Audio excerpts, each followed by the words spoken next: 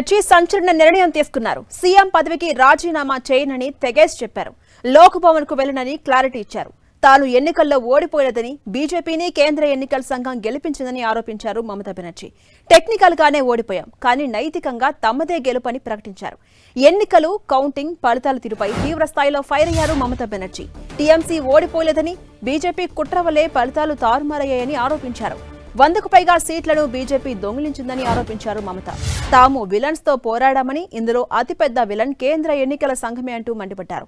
మోదీ, అమిత్ షా కనుసన్నల్లో ఓట్ల తొలగింపు జరిగిందని, దీనివల్లే బీజేపీ గెలిచిందంటూ ఆరోపించారు దీది. ఇక టీఎంసీ కార్యకర్తలపై కౌంటింగ్ సెంటర్స్ లోనే దాడి చేశారని, కేంద్ర బలగాలు, ఎన్నికల సంఘం బీజేపీకి ఏజెంట్లా పనిచేశాయని తెలిపారు. కౌంటింగ్ సెంటర్లోకి తననే వెళ్లకుండా అడ్డుకున్నారని, సీఆర్పీఎఫ్ బలగాలు తనపై దాడి చేశారని సంచలన ఆరోపణ చేశారు. ఇక ప్రజాస్వామ్యాన్ని, రాజ్యాంగాన్ని బీజేపీ కూని చేస్తున్నట్టు మండిపడ్డారు మమతా బెనర్జీ. ఇక ఎన్నికల ఫలితాల తర్వాత సోనియా, రాహుల్ తనతో ఫోన్లో మాట్లాడినట్టుగా వివరించారు. సీఎం సీటు లేకున్నా బీజేపీపై తన పోరాటం కొనసాగిస్తానని, ఇండియా కూటమిని మరింత బలోపేతం చేస్తామని శపథం చేశారు. ఇటు తాను రాజీనామా చేసేదే లేదని తెగేసి చెప్పారు మమతా బెనర్జీ.